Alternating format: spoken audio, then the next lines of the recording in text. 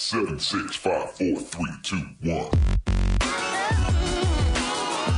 Hey guys, this is Liz Cambage. This is Nikki Collins. What up, guys? It's Esther Sarkis. Hey, this is Imani Migi Stafford. Hey, this is Jordan Canada. This is Asia Wilson. Welcome to the WNBA Nation. Hey, what's up, everybody? Just me hanging out tonight with y'all. Hope y'all don't mind. Just gonna have a pretty chill stream tonight. Just gonna be hanging out, checking out a few of the top prospects for the 2021 WNBA draft, and I'm gonna update that real quick on this.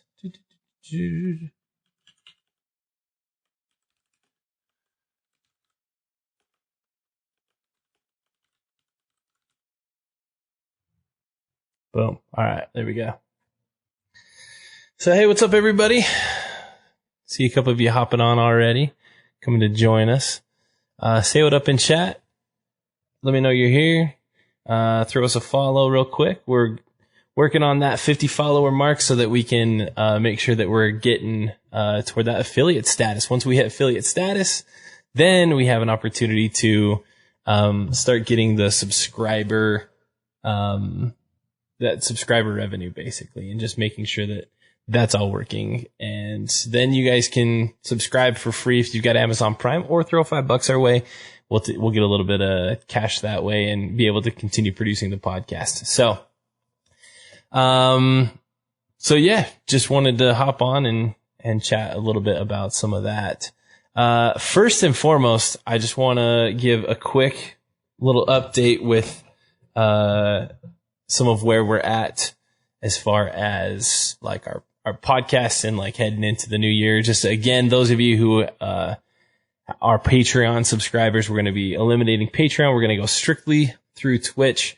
They have an opportunity on here to obviously get money with the subscriptions as well as the donations through the bits and whatnot. So we're going to make sure that we get that worked out. So today I wanted to hop on and just chat a little bit about just this crazy, it's a really interesting class. It's a really interesting, like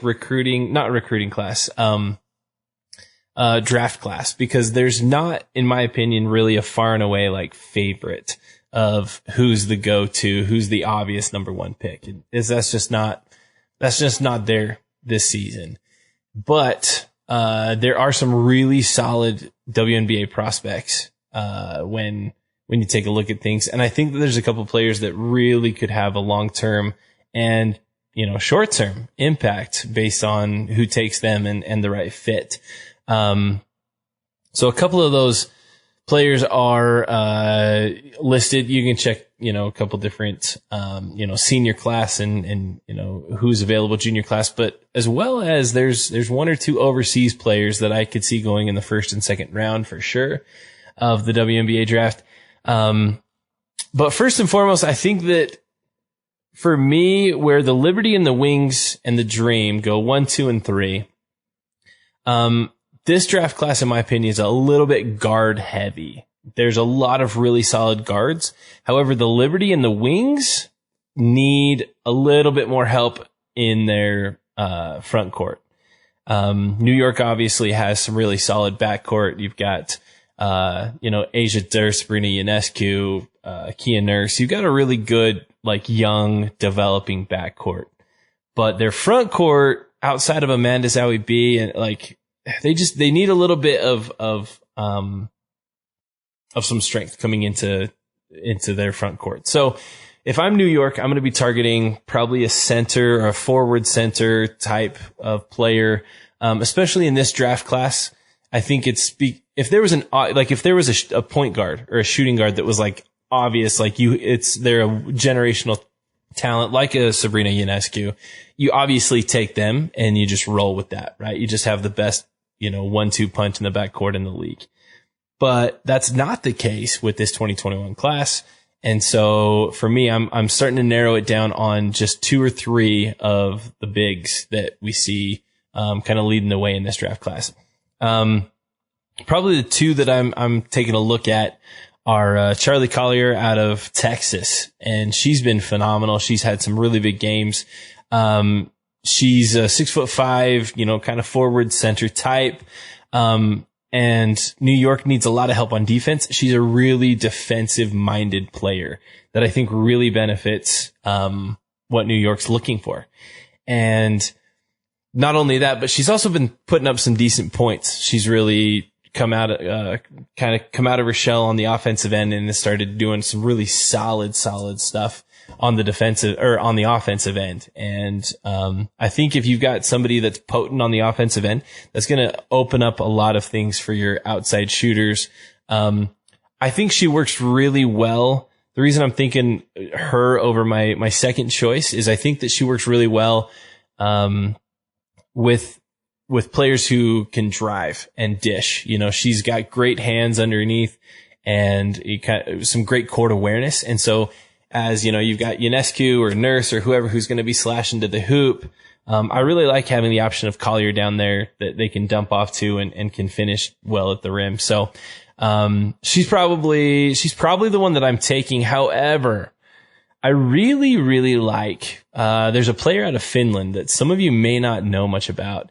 And I've tried really, hard to find some really solid pronunciations of her name. A lot of the film that I've seen of her, the interviews I've seen of her are in Finnish because she plays out of Finland. So it's really difficult to understand anyway, guys. It's really crazy. But that being said, I think it's, Abak I think is the best pronunciation that I can do of it for now. I'll try and get a little bit better, obviously, as the draft night approaches and as she's, in my opinion, starts to become a mainstay in the league. Ava Quitter is a solid player out of Finland. She's long. She's got a really, really solid, wingspan. Her arms are wicked long.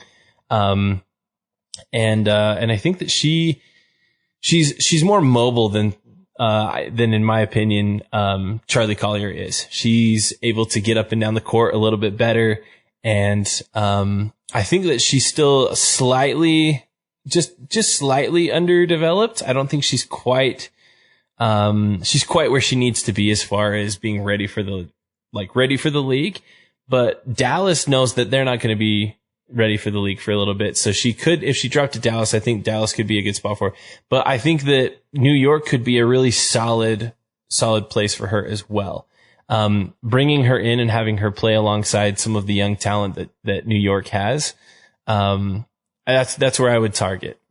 At least if I'm New York, I would be taking a look at one of those two players, Charlie Collier or Ava Quitter. I think it's really difficult to say. So I apologize if I'm messing that up, but be patient with me. So, kind of moving on from there. So those are my two picks that I see New York taking a look at. And as far as kind of who I would target if I'm New York. Now, they may have a different perspective. They may be saying, hey, let's focus on scoring. There's a couple really solid scoring prospects that I'll get to in just a sec. But if I'm New York, who I'm targeting is a big. And those are, in my opinion, the two best bigs. There's some other bigs that are around that I think could work. Michaela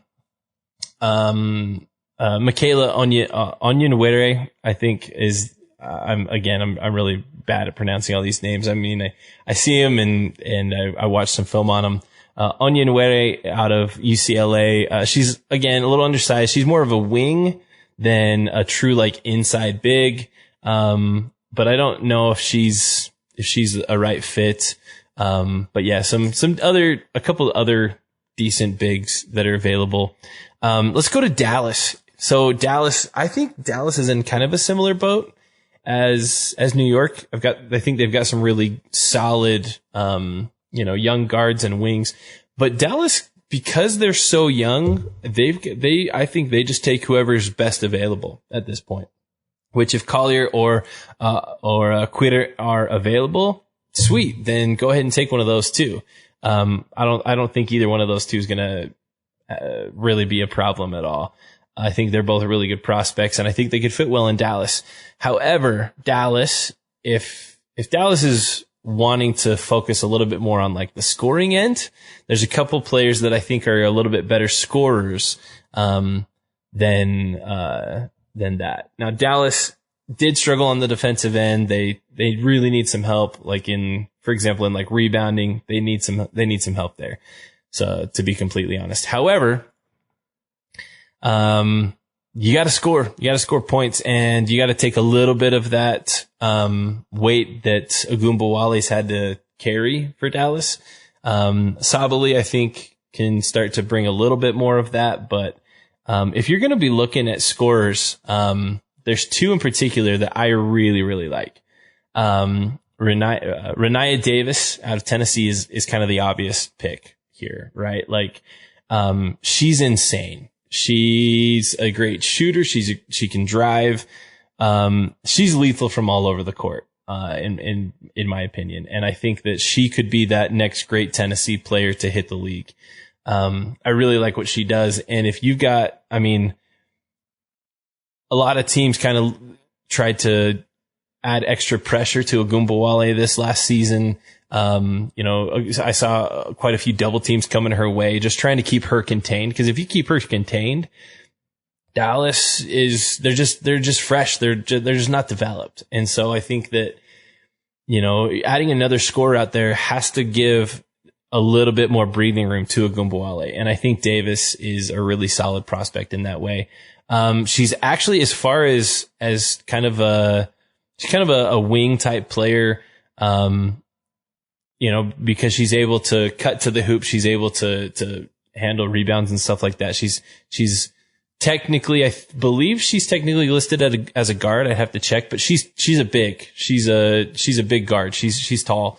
But I think she's 6'1", 6'2", I want to say. She's pretty good size, but I think that, I think that she could be somebody that I would target if I was Dallas. That might be where I go if I'm Dallas. Now our next couple picks, we've got Atlanta, Indiana, and then Dallas again. So Dallas has an opportunity at the number 2 and the number 5. Maybe, if they've got their eyes on, Queer and she drops to number 5, maybe they take that shot at trying to bring her in late. But if I'm Dallas, I'm probably going to go with Davis out of Tennessee first. That's my opinion. If I don't go with Davis, Dana Evans from Louisville is got to be on everybody's like radar. I mean, she kind of came in as, in my opinion, kind of the big name that a lot of people know because of Louisville and everything, and kind of how they've been playing so far this season, how she played last year and what they've got available there. Some really, really solid play out of Dana Evans, and I really like what she brings to the table. I think she was averaging like 20 or 21 points per game last year. So again, another scorer there. And so for Dallas, Davis or Evans are great options. I think you pick up one of the two of them, and then you just see who's available at 5. You just see who else you can pick up down there. Anyway, those are kind of, my two bigs are Collier and Queer, and then my two scorers are Davis and Evans. That's kind of where I'm going there. Probably my more underrated players in this year's draft are, I really like Natasha Mack. She's another big that I don't know if teams are as hot on her as I am. She plays out in Oklahoma State. She plays at Oklahoma State. She's 6'4". Just an absolute double machine. She's playing phenomenal, out of Oklahoma State. I think that she may surprise some people. I could see her going as like a top 3 or 4 pick.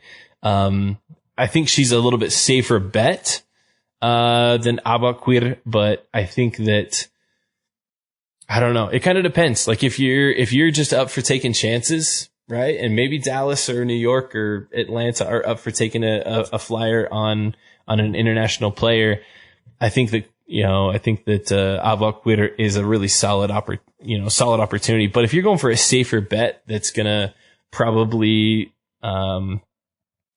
I don't know if I think it's kind of like a high risk, high reward, Quitter, but I think that Mac is probably a safer bet as far as bigs go.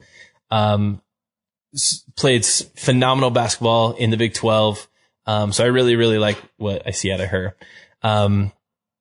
Probably one other person that I would have my eye on quite a bit is Michaela Onyenwere. Onyenwere. I don't know how to say that very well. I apologize. I'm going to get better at all these names as the season progresses. I promise you. But she's kind of blowing up the stat sheet, out of UCLA. She does a phenomenal job there. I think she's more of like a wing, but more of like a slashing wing, someone that can be cutting. A lot of teams will play, that position where they'll have like their 3 or 4 be kind of running that baseline back and forth and trying to open things up for your perimeter shooters and kind of working that baseline, is where I see her, doing a lot of her damage when she comes into the league. And again, this is another player who not only can score and open things up for other players, but is just another rebounding threat. I think she plays a really physical brand of basketball, and I really like what I'm seeing out of her in UCLA. It's really, really solid. Anyway, that's just a quick little recap of a couple of my top prospects, for this year's draft. Howard out of Kentucky is, I think, someone that you want to keep your eye on. Again, she's not going to be coming out in 2021, but she's someone that I've really enjoyed her entire career, and I think that she's probably going to go top 2 or 3 next season. I made a bold prediction saying that she'd go number 1, and then she progressed to have a couple like not as great games. So I'm going to not jinx her this week and say she's going to go top 2 or 3 in 2022. Okay, can we just talk for a second about the absolutely insane freshman class that is going on right now in NCAA basketball? Because goodness gracious, like the top 3 players of this freshman class are all just mind blowing right now. You obviously have Paige Beckers and Haley Van Lith, and then obviously Caitlin Clark, who's leading the nation in scoring right now. And I just wanted to break down just a couple of their stats so far. Obviously, they've played a variety of different amounts of games. Van Lith is 5 games. Let's see, Beckers has 4, and Caitlin Clark has 5. Okay, so they're right around 4 or 5 games. Earlier, Beckers had played like nothing, and the other 2 had played a few games. So looks like Beckers has caught up a little bit here. She's only 1 game behind as far as like play time. However, when you look at all 3 of these teams, Beckers and Clark are both leading their teams in points per game right now. Like they're leading their teams in scoring, which is crazy because as freshmen on really solid programs, like that's impressive to be leading your team. Beckers is coming in with 18 points per game right now, and then obviously Caitlin Clark, she's going to be leading her team because she's leading the entire country, nearly 30 points per game. She's at 29.8 points per game right now. Insane amount of scoring. She's almost got 150 points on the season in just 5 games. Like it's nuts. She's absolutely nuts right now. And that's not all she is. She's a guard. She's a point guard. She's also pulling down 6 boards a game. In fact, she's second on her team in boards per game right now. Like just absolutely lights out, shooting 50% from the field, 37% from 3. Like really, really solid prospect. I love what we're seeing out of Caitlin Clark, and I think that she's just going to continue to make a name for her throughout the rest of the season. It's really, really exciting to see what Clark's got going on. Now outside of Caitlin Clark, Beckers and Van Lith, are both just, I mean, Beckers gets all the press, but I think that Van Lith is, I can't say underrated because she's all over everywhere as well. I mean, she didn't get a cover of Slam magazine, but she easily could have. Beckers is the real deal. I'm not going to take anything away from Beckers, but Van Lith is just absolutely solid. I talked about Dana Evans earlier as one of my top, WNBA prospects coming out this year. And so obviously she's putting in a lot of work there in Louisville. She's at, Evans is at 21 points per game. And where's she at rebounds? Low in rebounds, but has a really solid assist. You know, she's leading her team in assists by a ways. She's got 23 assists. I need my glasses on. 23 assists right now is what Evans is rocking.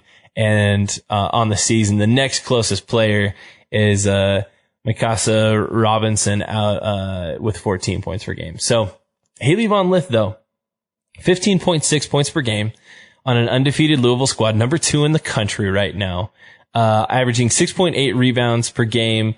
Really, really solid, and has low turnovers. Is doing really well. Actually has more steals than turnovers and 4 blocks on the season. So not quite 1 block per game, but like 0.8 blocks per game. As a brand new freshman, which is absolutely bonkers. She's a guard. She's only 5'7", but she's coming out of a really good, high school, the last couple seasons in high school, big time player there. And she's come in and just hopped right in. I don't think that she's lost. She seems to have just like jumped in and like exploded onto the scene in Louisville. She's been really, really great there. And, man, like I look at that draft class, and I really wonder if one of them is going to declare early and maybe come out a year ahead of the other two. But goodness, like if all 3 of them come out in the same draft class, and you're getting the number 3 pick, I know it's way too early. They're freshmen. I know it's way too early, but I'm stoked what I'm seeing out of this freshman class. Really, really solid basketball from all 3 of them. Clark, I think, I wouldn't call her surprised. Those who knew definitely knew about Caitlin Clark. If you were paying attention to women's basketball and prospects going around the country, Caitlin Clark isn't a surprise necessarily that she's doing well, but it might surprise you that she's leading the entire country in scoring. As a freshman, especially when you've got these other big name freshmen and you've got some big time, upperclassmen. Like I mentioned, Dana Evans and Renaya Davis and all these others that have been really solid, for these other big programs, Louisville and Tennessee. But Caitlin Clark out of Iowa, I'm telling y'all, if you haven't had a chance to watch, you need to check it out. In fact, I want to give a shout out real quick. Where is that? To House of Highlights on YouTube.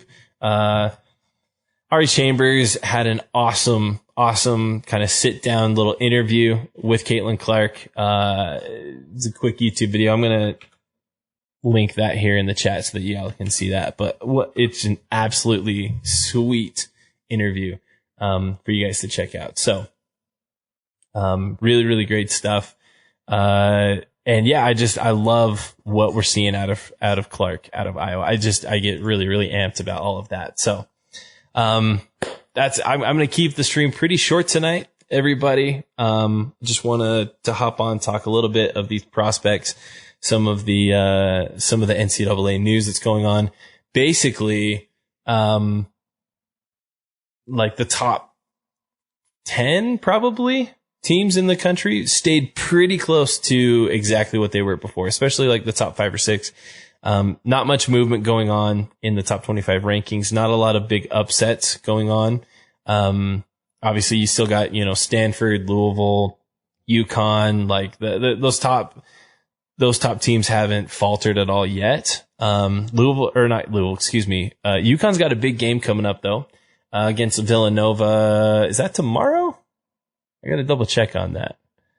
And there we go. Schedule. Yeah, I believe it's tomorrow. Yeah, tomorrow, Louisville. Or not Louisville. UConn playing at Villanova. Now, this Villanova team's really, really solid. Villanova's a good basketball team. They're 7-0, and most of their victories have been really convincing. And I think that Villanova's going to have a definite, they're probably going to be the biggest, challenge for UConn so far. I think UConn's still probably going to handle things, probably going to win by, 10 points or so. But Villanova's probably the best challenge that UConn's going to face to this point in the season. So I'm really excited to see how UConn steps up in a really solid test here, and how they handle this good undefeated Villanova squad that's 7-0. So that's coming up. Louisville's got a pretty good. Louisville's got a little bit of a break here. Let's see, Louisville's next game. Got a bunch of stuff postponed. Believe their next scheduled game is at Duke on New Year's Eve. Let me double check that. Yeah, at Duke, New Year's Eve. So they've had several games postponed. They haven't played since December 9th. So it's been a little bit when they played at Duke, obviously earlier. But they'll go back-to-back games at Duke. But North Carolina, Florida State, Miami all got postponed. And so we'll see when those games will be made up, if they're made up. But that's kind of where those two teams are playing. Stanford has had some really solid wins, beating Oregon today. Or not Oregon, excuse me. Gosh, why am I blanking on who's Stanford? Stanford. Who'd they play today? I'm blanking on this right now. UCLA, duh. That's what it was. I knew it had some prospects on it, but yeah, UCLA. But Stanford's they're just looking like the best team in women's basketball right now. Like really, really solid. But Louisville, UConn, like some of these other teams just chomping at the bit. One falter from Stanford. Honestly, 1 or 2 games dropped from Stanford could be enough to drop them to a 2 seed in this year's NCAA tournament, just because of how crazy this season's going to be. I think some of the games that might get postponed means that we're going to be playing less games, means that we might see a couple undefeated teams, entering into the conversation as far as like number 1 picks and whatnot. So, I'm going to go ahead and wrap this up, guys. Again, check us out on all our social media. You can see them on in the key over here. Also, Knowable is a great, subscription based, what am I trying to say? It's basically online learning. It's chances for you to take masterclass type courses and be able to, take classes about like speaking with confidence, or I've been listening right now to launching a startup. I don't have a startup in mind, but I've been listening to it because, I've got family members kind of in that space, and I'm trying to learn that so that I can, kind of understand a little bit more about their world. And who knows, maybe one day I'll launch a startup. But Chris Paul's dropping a course soon with that about, going, plant-based in his diet, which is really cool. As always, make sure that you're checking out our merch as well. WNBANation.storeenvy.com. All of our merch is actually super comfy. I'm wearing right now. I've got our WNBA Nation black zip up, jacket hoodie. I love this thing. I wear it like seriously all day, every day in the wintertime, just around my house in my sweats with this. And then as well, I had to double check and make sure I had it on. But we've got our I'm a Nobody shirts as well. Check those out. All proceeds from those are going to go toward what we call our WNBA Scholarship Fund, meaning that if you purchase that, the proceeds from that we use to buy tickets for first-time WNBA fans, like that have never been to a game. We buy them tickets. That's how we got into the league. We got hooked up, got some opportunity to attend a couple games actually. And that's how we fell in love with the league. So if we can get new people to come and check out the league in person, that's kind of what we're looking to do. So yeah, if you, all that merch, it's solid. It goes to support us or to support our efforts in bringing other people into the league. Make sure you check those out. Hit us up on Twitter, or Facebook. Twitter's probably the best place to catch us. Hit us with a DM if you've got any show ideas or any feedback. We'd love to hear from you.